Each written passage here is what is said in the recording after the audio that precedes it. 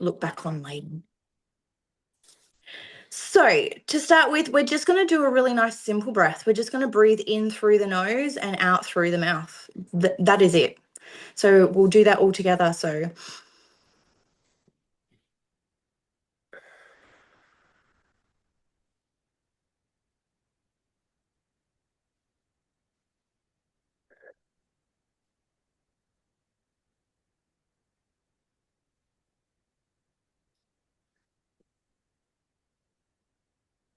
right.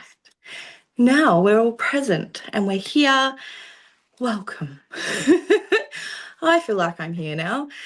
So I would love for you guys to let me know, whoever is online, because I do have the Facebook and the Zoom going at the same time. But I would like to know what your thoughts are coming into this. Just a really quick thought. It doesn't have to be a long one, but what are you hoping to gain from tonight? And just how you're arriving. We'll just check in with each other. Do you and Nicole and Jess over there want to go first? Yep, you can go first. We are tired. We are sleepy.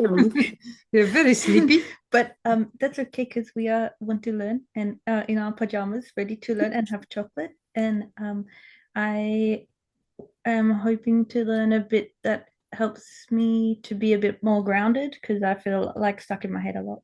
Me too. This is a big part of what this was created from, was those same reasons. And this is usually like the time I'm about to go to bed. I'm usually falling asleep at this time in my bed. So I've made space to do this for everyone, because I do feel this is important work. I feel like we all talk about these things in these fields, but we don't show each other and we don't implement them every day. And I personally think it's a huge part of our mental health journeys. I know for my own family, it has been a huge part of ours. And so I think it's important that we share these tools. And sitting in circle and things isn't something we get to do all the time anymore. So sometimes this sort of space is what's perfect to get these messages out. So I've got notes here that I'm going to read from tonight, just so I don't get lost, because there is a lot that we're going to go through. And I want to just make sure I don't miss anything. So before we begin, I do want to be clear about what tonight is and isn't. And I want to just really iterate that this isn't therapy and this isn't counseling and it isn't a big healing session. It is just an introduction to understanding some of the stories, the beliefs, and the patterns that shape the way that we experience our lives. And I'm going to teach it a little bit differently than maybe we've seen it delivered in the past. So I'm not going to stand here and give you an hour-long psychology lesson because that is not my field, but I am going to tell you my story. And throughout that story, we're going to stop, we're going to check in, and we're going to look at what was happening in my mind throughout that experience, what was happening in my body, what my belief system was, what was actually happening in the moment, and what I didn't know yet around the circumstances. And then what changed when I finally stopped trying to immediately find an answer and gave myself permission to actually pause. Because this is what tonight is really about. It's between what happens to how we respond and how we react. That's that pause moment. And inside of that pause moment lies our awareness. And awareness gives us an incredibly powerful tool, and that is choice. So before I tell you my story, we do have the open, it does say for us to open the workbook.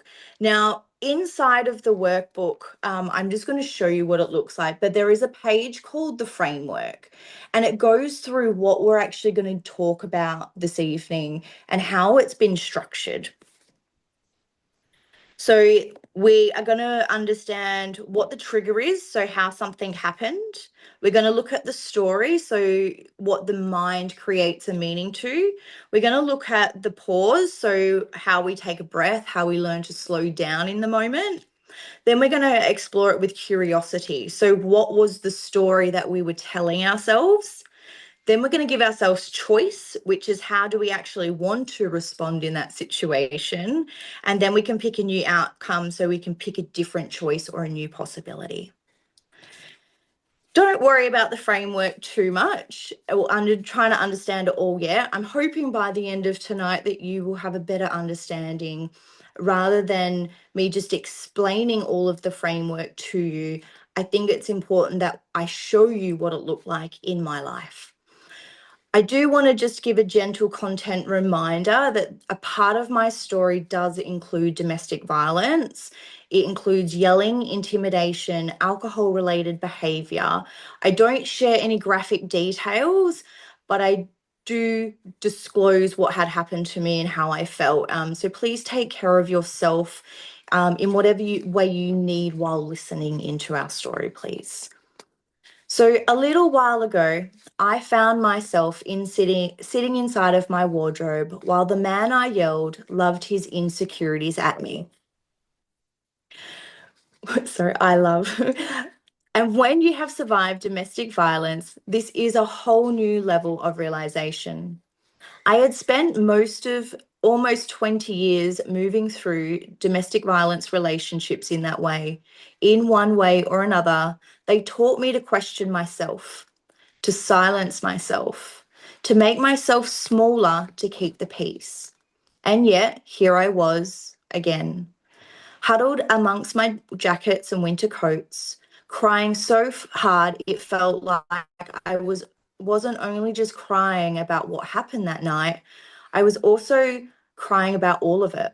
Every time I had been yelled at, every time I had questioned whether I was the problem, every time I had stayed quiet because speaking up felt like it had made things worse. And every time I felt like I was walking on eggshells. And my mind was loud. He said he would never treat you like this. He knows what you have been through. Why would someone who loves you intentionally hurt you? And underneath all of that was probably the biggest question. How am I here again? So that's the trigger. That's the story. Something happened. But almost immediately, my mind started creating a meaning around what happened.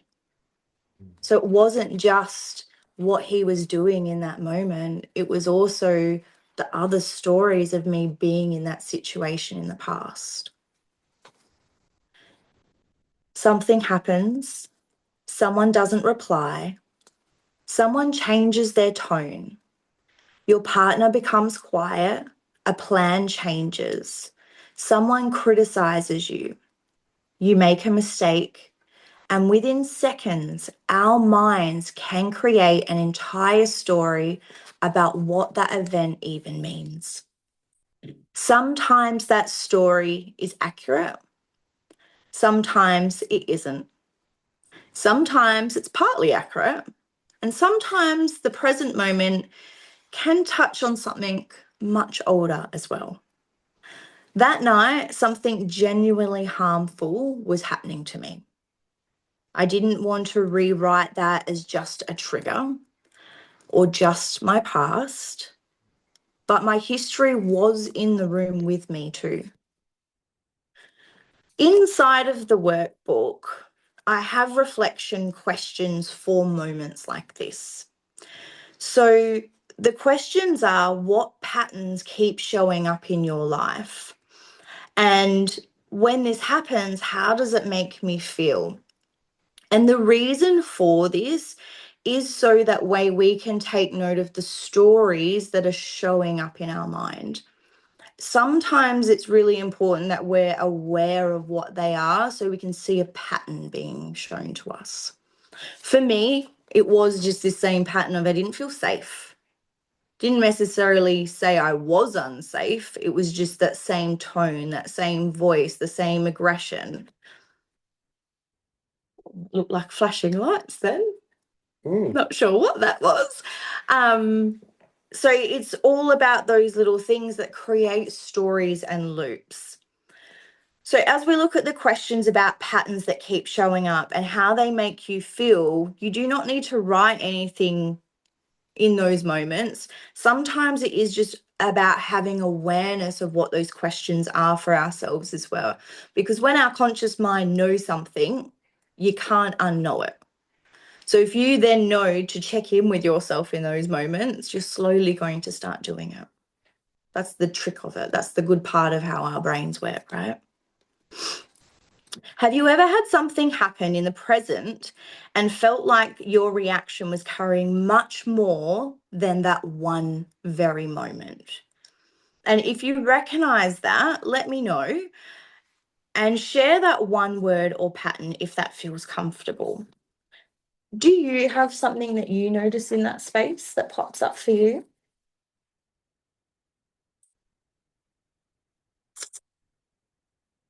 Yeah, a trigger. Yeah, it definitely. I guess it would be for me would be a certain tone of voice or a certain body language. Yeah, Tone is a big one, I know, for a lot of tones people. and I pick up a lot on energy, so body language speaks volumes to me. So that's another one that can well, it used to trigger me into fight or flight, and it was generally fight. Um, Would you question yourself in those moments? Like, would the stories usually make you question yourself, or would they make you question the person, or both? Both really. It'd question everything. My mind would just go, like I said, into fight or flight. It'd be trying to work out whether or not, yeah, it was going to be a fight or if it was going to be a running situation. But I think a lot of that come from my youth. And I think that's an important note to make a note of in that space. Pardon me, is recognizing where the story might come from. Was that something from the present moment? Is it something from your childhood? Because the two stories can be similar but different as well. So sometimes it's just knowing where the story comes from. So back to my story. Eventually, I managed to gather myself enough to remember where I actually was. I was still inside of my walk-in wardrobe. Eventually, I was able to gather myself and I walked out onto our balcony. Now, normally that balcony was somewhere my shoulders dropped, somewhere I could hear the birds and the water and come home to myself. There wasn't much peace at my home that night, and eventually the situation escalated even further in our home. Alcohol was involved.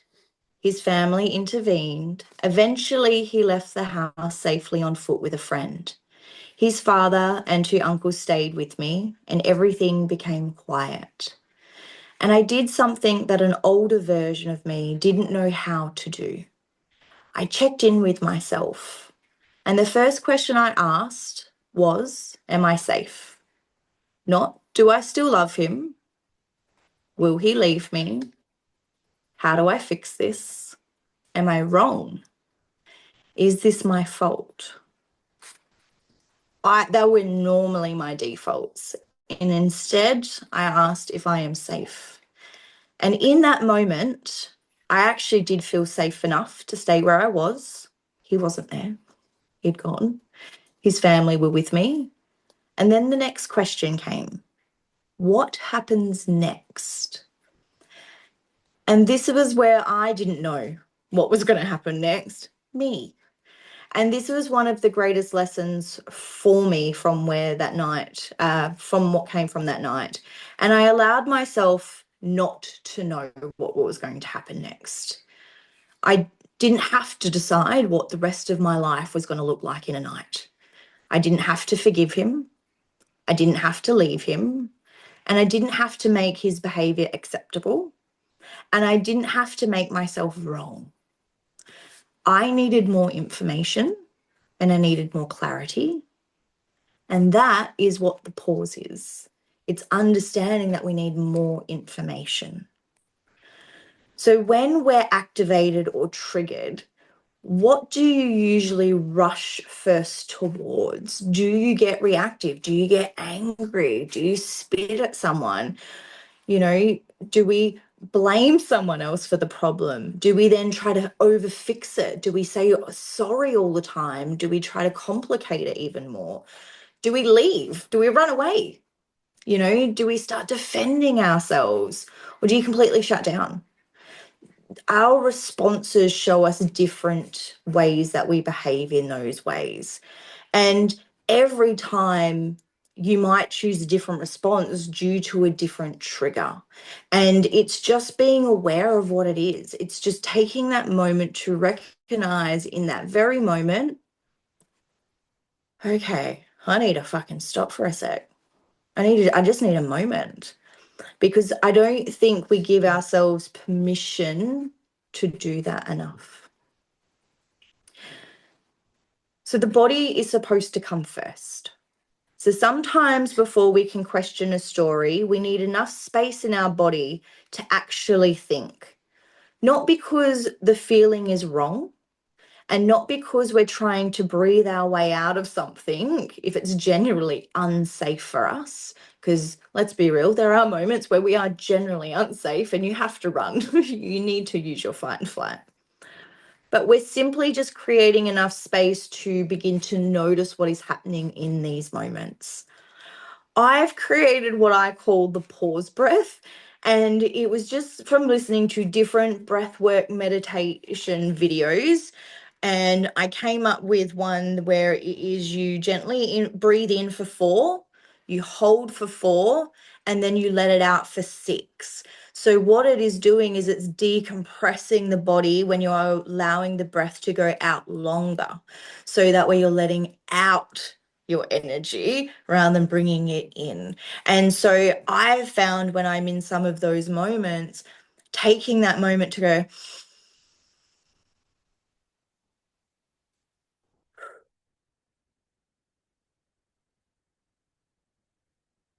can be really beneficial. I heard in a retreat setting a really long time, a couple of years ago now, by Helen McKenzie. She's a beautiful facilitator. She created this thing of asking you the question of like, who's in control of the story in your mind? And her thing was giving yourself the excuse to go to the toilet to give yourself that breath. If that's what you need in a moment to break yourself away from a trigger, then do that.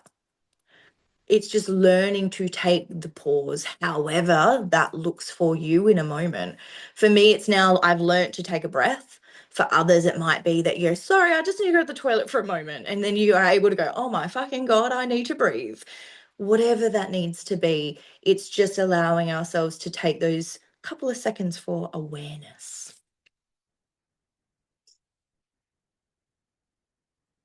So I'm going to invite you guys to do that with me, the breathe in and breathe out. And I just want you guys to take note of where it sits in your own body as well, and how you allow your shoulders and everything to let go when you breathe out.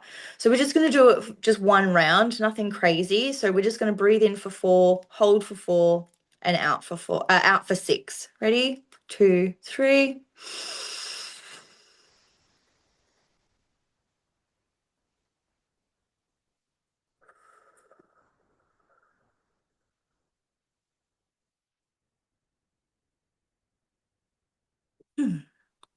And just allow yourself to notice what shifts, even if it's just by 1%. We're not trying to force ourselves to be calm. Sometimes just that tiny little bit of space is enough for us to ask that different question for ourselves is all.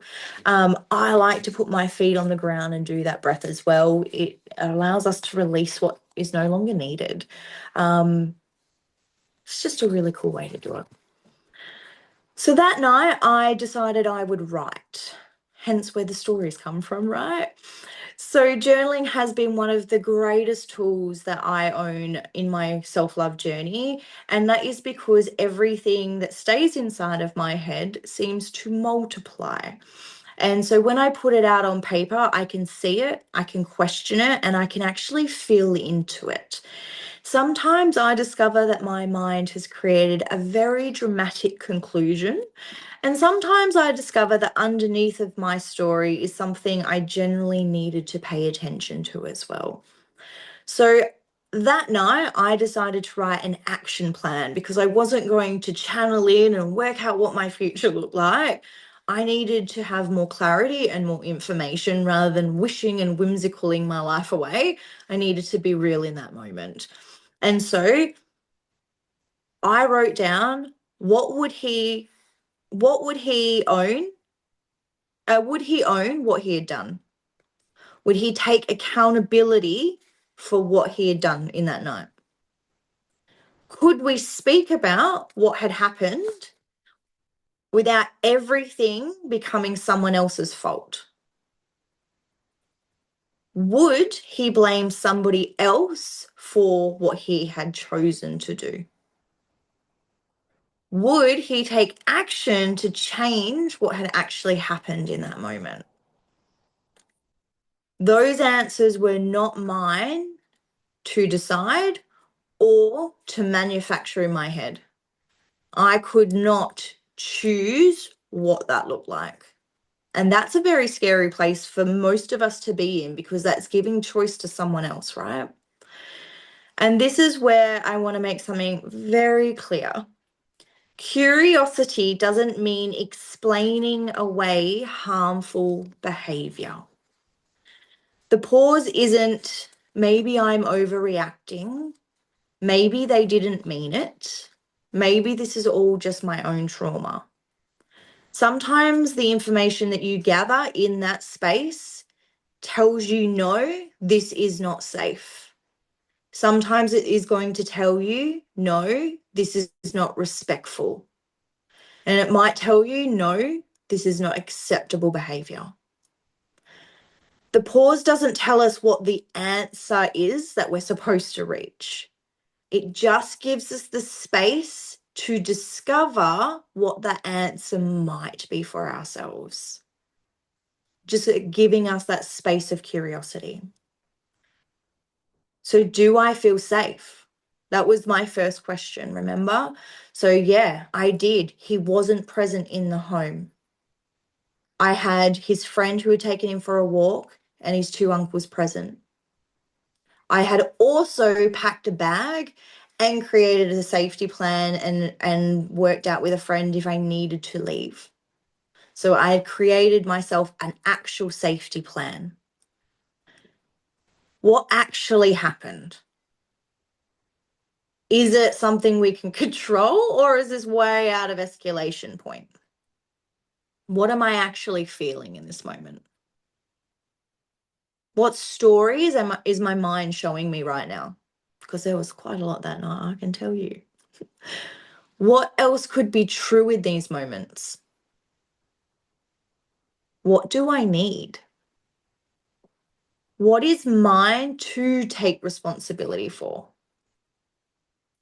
What isn't mine to take responsibility for? And how do I want to respond from this moment moving forward?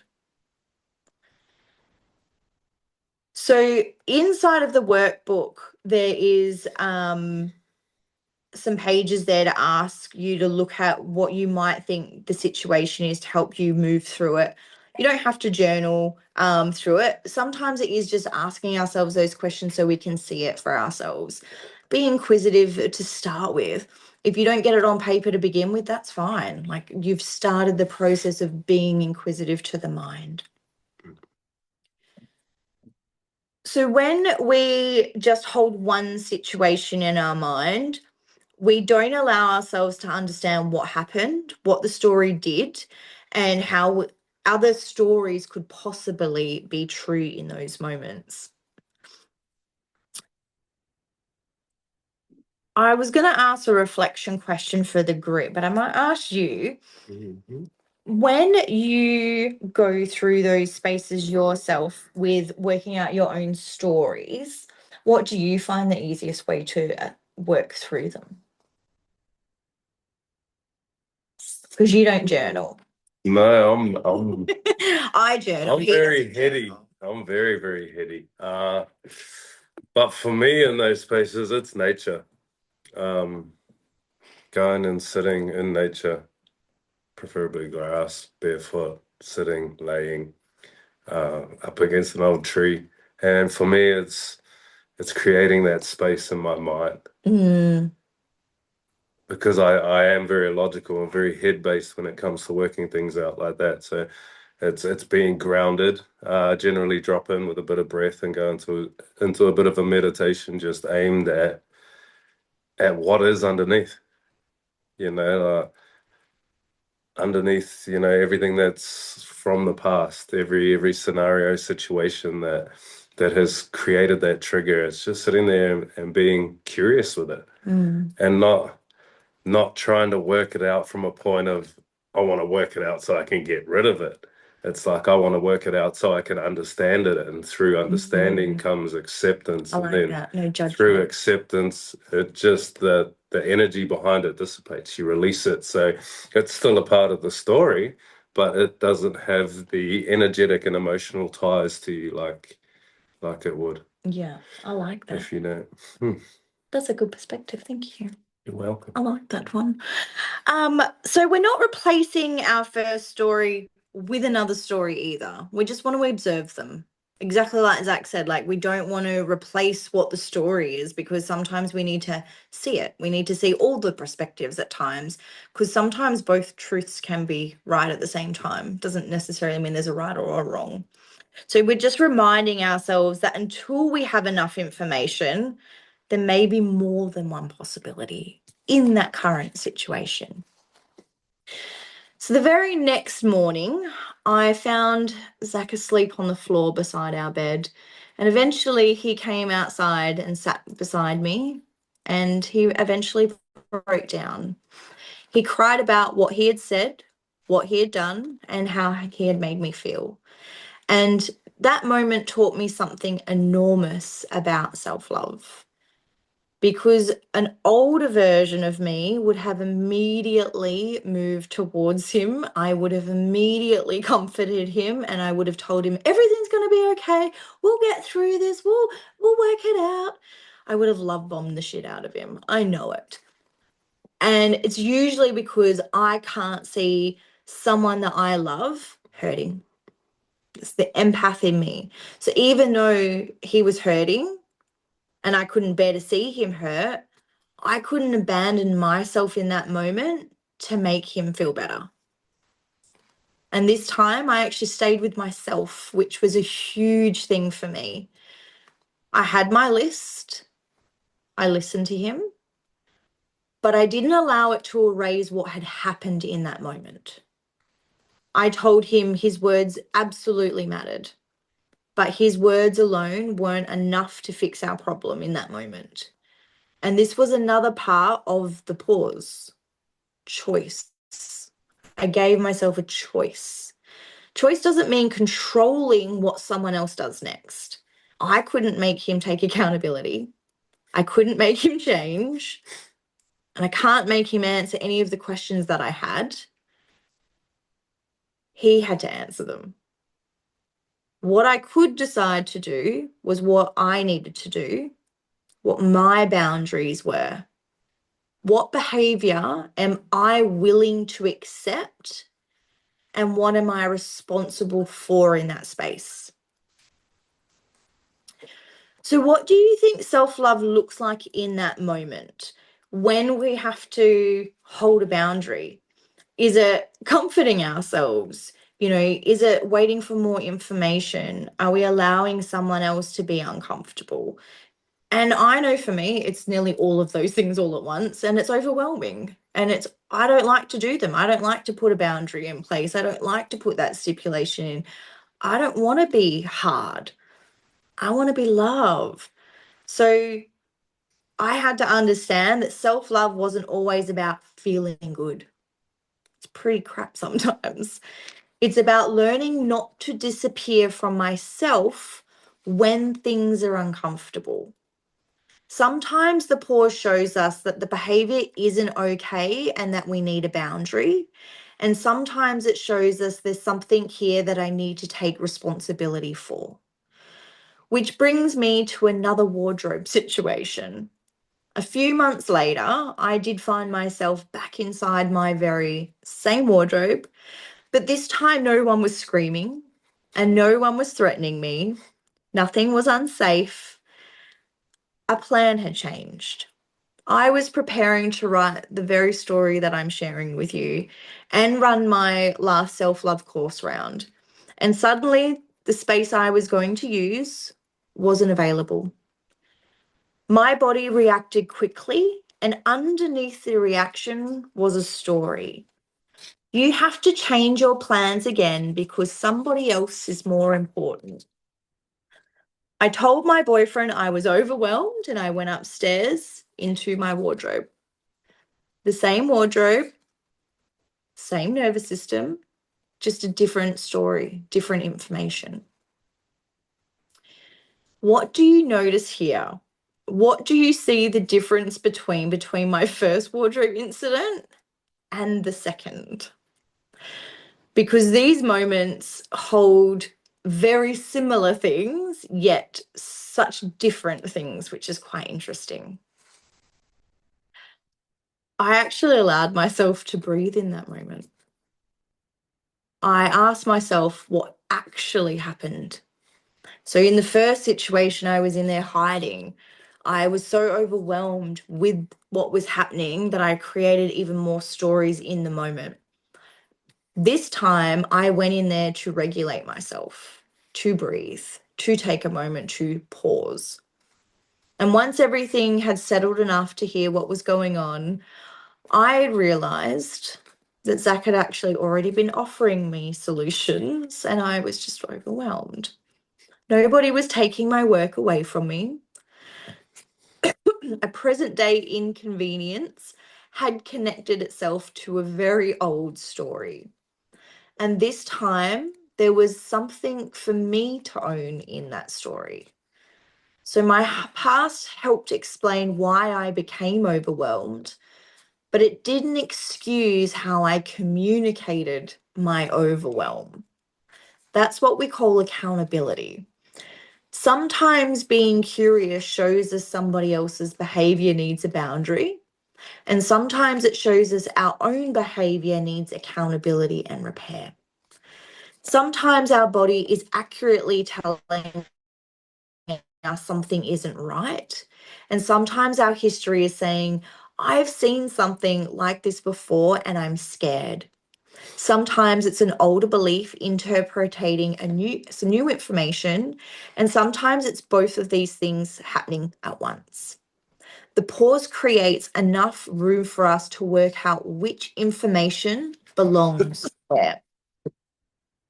So when we look at our reaction inside of the book, actually, just trying to find the page. I've got a page in the workbook called a reaction versus response page.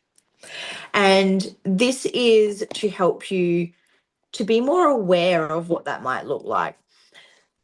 So a reaction can be automatic. It can be fear-based, survivaling, or impulsive. A response can be conscious, curious, aware, and intentional. But I don't want to leave you tonight thinking that a reaction is bad, because sometimes a reaction does actually protect us. And the goal isn't to become perfectly regulated, because let's be real, we're all going to get triggered. And if you don't think that you do, I think you're a superhuman and I'd love to know who you are because it's impossible. The goal is just to notice ourselves sooner, not look at, so when we look at a response scale, I've done it so that way you can do it from like a 0 to 10 kind of, am I calm and regulated or am I like blowing the lid? It just gives us that opportunity to sit in and check in with ourselves. When I first started doing this sort of thing for myself, I never actually did this in those moments. I always did this at the end of the day. I was able to then check in with myself of what my response was throughout the day, because then I could have a little bit more of an idea of, oh yeah, I did respond when that lady pulled out in front of me today, and that was probably not the best reaction. So it's just allowing ourselves to be in those moments with those things, because that's accountability. And we can go, yeah, I didn't love that I yelled at that old lady. She probably really didn't deserve it. She probably had a really terrible day. It gives us that space to reflect as well. And then the next time someone does it, we might think twice to do it, because then we might think that poor old lady is having a bad day, and we might just wave instead of it's balanced. So now that we've experienced the story with me, we're going to come back to the framework that you saw at the beginning. So we seen a trigger, something happened, a situation, a word, a tone, a feeling, a change. So we were able to see what created us to be unregulated in a moment. Then we have a story. So then our mind creates meaning around what happened in those moments, whether that's a real story in the present, from your past, from 1700 years ago, doesn't matter. There's just something in there, right? Then we have the pause. We notice, we breathe, we check for safety, we create space where safe space is available before we decide what we do next. Then we create curiosity. What happened? What am I feeling? What story am I telling myself? And what else could be true? And what do I need? Then we have choice. So from awareness, we can identify what is actually ours and what isn't, what needs a boundary, what needs accountability, and how we actually want to respond from there. And then we get to pick a new outcome. So we get a different choice creates a possibility for a different outcome. And that's what creates a whole pause cycle, which is pretty cool. If you could only take one piece of those frameworks away from tonight, which one would have been the most beneficial for you to have learned tonight? Is it noticing when to question the story, or is it even just knowing what questions to ask? Because sometimes those stories can give us so many different things in those spaces. You're welcome to unmute yourselves, ladies. I think I have actually been working with my psych on thinking, is it real or is it imagined? So I Great think question. that, yeah, actually stopping to think about the thoughts and how real it is and how true it is. I love that. A big thing I learned when I was playing with my own mental health in these spaces, because I have complex PTSD. So my head at times fills me with so many stories. And so I have to be mindful of that. And so I always just check in, is this a story I'm telling myself? And usually if it is, it just goes. It's the weirdest thing, but it's something I've been learning to play with, because our minds create so many more stories than there actually is. It's pretty crazy. Yeah. What about you? I think I'm not good at journaling either. In fact, I think I've got about 9 journals around the house over like I keep buying them for her. 20 odd years, and I've got like 3 lines in each one. So, Sounds like that. so I think getting back to journaling would be good.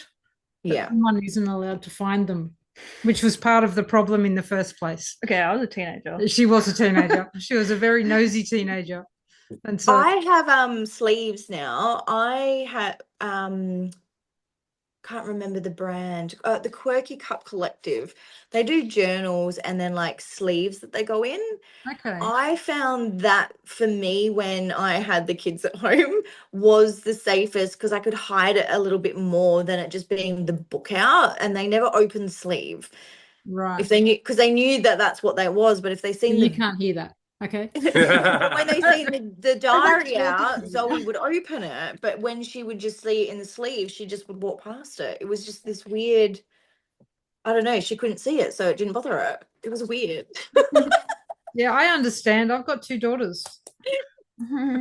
I've got heaps of them everywhere now, and it doesn't bother me if they were to open them. They'd probably learn something now. Yeah, so yeah, just I think getting back to journaling, and there's a lot more in my head than what necessarily needs to be there. A lot of I found for me, with my PTSD and stuff, for me to journal and to make it make sense and to get it out properly, I went with the old school who, what, when, where, how, why. yeah, Who is it? What happened? How does it make me feel? Where am I at emotionally? Why do I think this may have happened to me? And it just gives us that space to explore the story. yeah. It's I've interesting been you doing that say for a while. it's interesting you talk about PTSD, because I would never have called it that, but listening to what you've said tonight, I definitely have a ridiculous amount of PTSD. I want to also let everyone know, because I've been studying mental health for a little while. My daughter has bipolar, and we have mental health, autism, and stuff that runs through our family. So I am always looking into the energetics of all of the things because of what I do. Mm, And PTSD, complex PTSD, ADD, ADHD, autism, all are stress on the brain. They all mirror the same neurodivergent things, and mm, it's all just stress on the brain. And so the more we can learn to regulate our nervous systems in those spaces, the more we can catch those stories. We don't sit in the overwhelm as long, and we mm, can catch it a lot quicker. Like, I won't lie, I've been doing this work since 2019, and it's only been this year where I can confidently say I fucking caught myself. mm, And now I mm. could write about it and share it. But it took me consistency to work through this to be able to do it and to say this does work. Yeah, When yeah. we do apply these tools, when we do have this knowledge, these tools work. Which does bring me into the other bit that I wanted to share tonight, because tonight's not just about the pause and changing how we respond and all of those things, but it's also about self-love, and it's also about me sharing my course and all of the things, because all of these things go together. And when we learn self-love, I feel like a lot of people get lost in what that is. I know when I started this journey, I thought it was bubble baths and affirmations and, those little beautiful things that we do. And while it is a part of it, they fall under self-care banners, not self-love banners. And self-love is learning to stay with yourself. It is learning what your patterns are, understand what your belief systems are, learning to listen to your body, knowing what your boundaries are, learning to take accountability for yourself, learning when you need rest, learning when you need to speak, learning when you need to say no, learning how to become curious about yourself instead of constantly judging self. And for me, those things have 3 different dimensions. We have a physical, a mental, and a spiritual part of who we are. And if we don't tick off those 3 parts of who we are left feeling very unfulfilled on a daily basis. If we don't rest, nourish, move, and do something physical with your body, you will go to bed feeling like you've not done enough. If you don't journal, create a boundary, check in on your belief systems, have awareness of self, and learn how your mind communicates with you, you'll go to sleep with an overthinking mind. And then if we don't learn to take ourselves out in nature, learn to breathe, have gratitude, learn to be in community, have connection, again, we feel like there's something missing. I found this to be such a pivotal moment in my life when I realized if we're not ticking all 3 of something from that box, we're going to bed feeling like we didn't do enough. And that's a shit feeling. That's where the mental distortion comes in. And so we need to be aware of what we need as human beings to be able to change that. And unfortunately, we aren't taught this stuff. Inside of the workbook is all of that information for everyone to have. So that way you can tick off what it is that you might need. So this is something I put in there for free for everyone to have. It is a part of what we teach in the first week of self-love as well, because it is a fundamental. You should know what you need to feel fulfilled as a human being, in my eyes.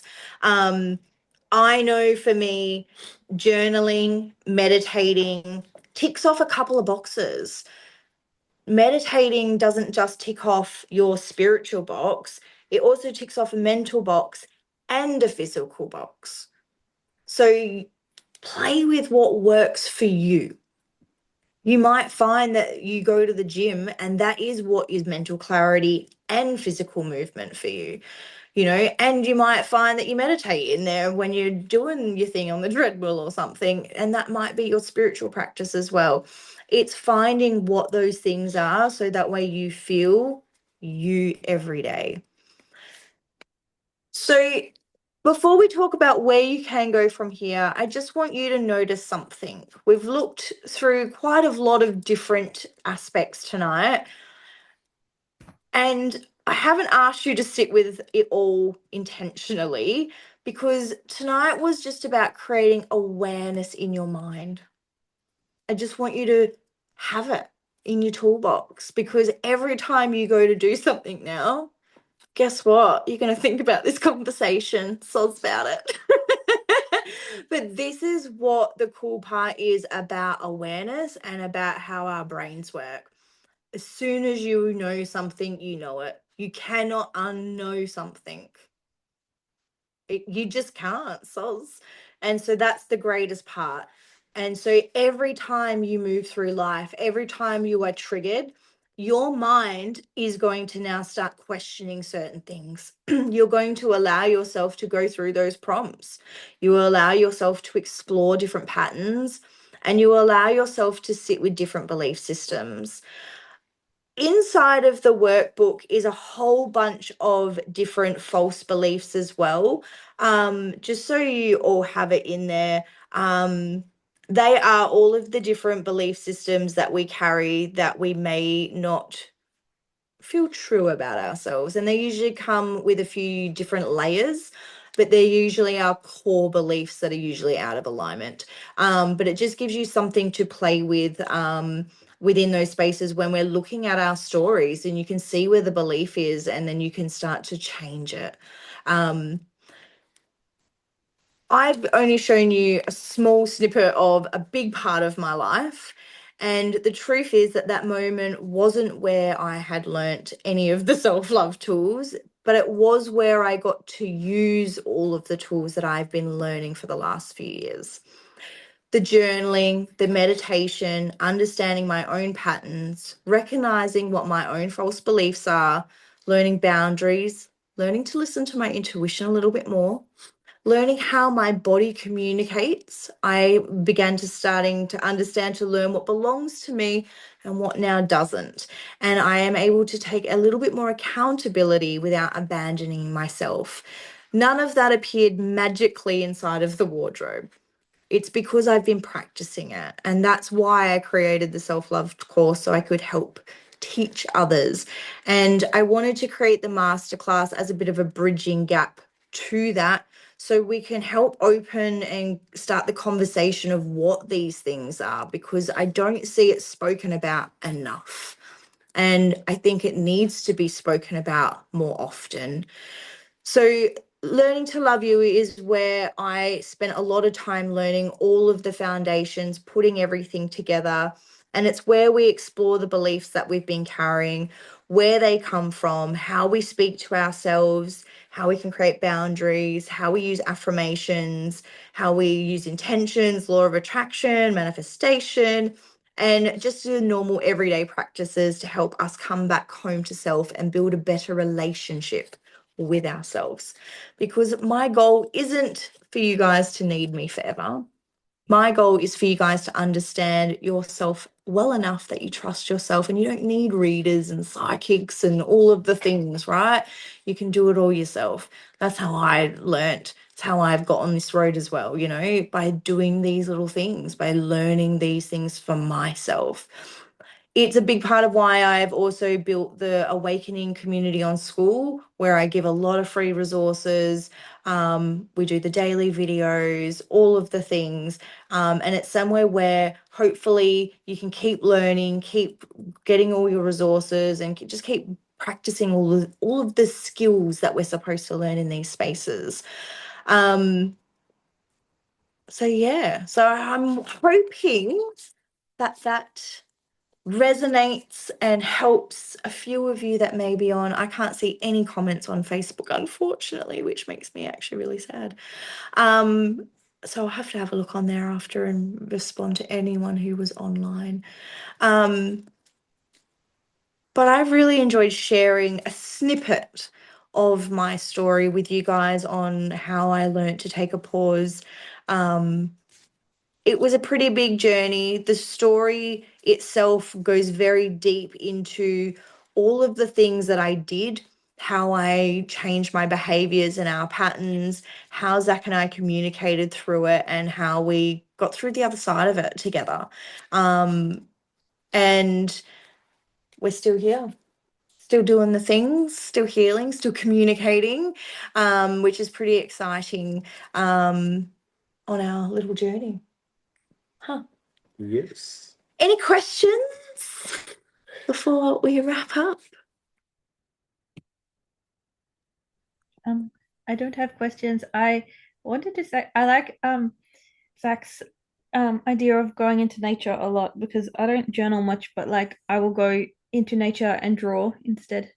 Oh, And I love drawing. Oh, Yeah. the best. I like that. And also I wanted to say thank you to you both. No, Yes, thank thank you. you. Welcome. Thank you Most both for welcome. jumping on and chatting away with us. I really enjoyed our Yeah, conversation. nature is a very, very good go-to. Yeah. Zach will often go across the road and he'll sit on the sand and he'll do breath, and then he'll go and swim in the water. Just to regulate his own nervous system.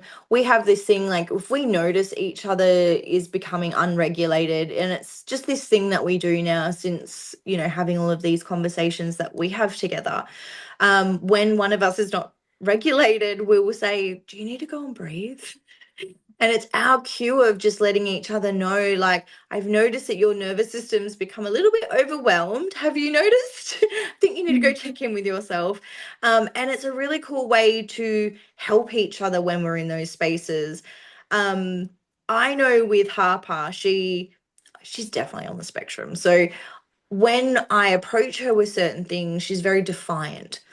And I've had a really cool way, because of her, of learning to ask her, well, how would you like me to bring these conversations up? Because they still have to be had.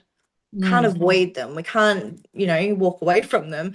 So how do we communicate that in a different way? And that was a conversation we had about how do we tell each other that one of us isn't regulated without it being you're a grumpy person, and so we had to do it lovingly and kindly. And it's important that we share that with each other and have those conversations. But transparency is a big one as well. We separate into our own rooms. Yeah, well, we can't do that. Well, we've No. we sort of just found our own unique groove, I suppose. Yeah. So yeah, and that's been fairly new, hasn't it? Yeah. Which is good. I do that anyway. I don't really do it. The shower for me is a really cool calming place. Sorry. The shower. Yeah, same. Yeah. So I'll go off into the shower, and that's usually where I can go and have a breath. Zach will rather go for a swim in the ocean. So the bathroom's usually my safe place, and the wardrobe, and his is outside, in nature. So we have our thing and it works for us. But again, it's having those conversations with each other to be aware of what that should look like as well. And doing it transparently, like there's no right or wrong. And I think that's important to remember in any conflict. It's that awareness and curiosity too. Yeah, if we all approach it with curiosity, then it takes all of the ick out, doesn't it? Well, at times, and I think we're a little bit grateful that we've done, the work, and we're able to have that awareness. But also, like, if there is any heat in words that have gone either way, um, it's that pause, and it's that looking below the words, like what else is going on here? Okay, she's triggered. And it can be as simple as me just walking up and grabbing you and saying, "Hey, babe, would you like to go for a shower?" And it's that invitation. It's not telling you go have a shower, but it's inviting you to think about that. And then that gives you the opportunity to pause and go, okay, I'm overwhelmed here. I'm going to go for a shower. And with my PTSD and complex PTSD, when I am overwhelmed, sometimes I don't think to do that. Yeah. I don't think to breathe. I don't think to have a pause because I'm too busy in my head with all the stories of all of the things happening all at once. And so it is very helpful, I think, to have that at times, to have someone to help us have that awareness, because we're not islands, and in old times, everyone did this in community, right? Everyone lived in a village. So you always had someone helping you to do that. We don't get that luxury anymore. We have, the society structure and all of the things, it doesn't give us that freedom anymore, which is unfortunate. But it is what it is, right? So we're learning to do that again. We're learning to be transparent in these spaces, to be accountable and all of those things. And hopefully one day, we can share these tools in our school for our young babies so they can learn all of these things. But I know for me, like when I was in the wardrobe, affirmations are a big thing. Telling myself how safe I am all the time is a huge thing I have to do. Writing through that, telling myself how safe I am is another, like, it's all of these different layers to add to, who we are, how we regulate ourselves. And then if we find those little pieces that help us, then let's share it and create that little ripple effect to our friends and our family. And that's how we heal each other, right? Hey, I noticed that you got really angry in that moment.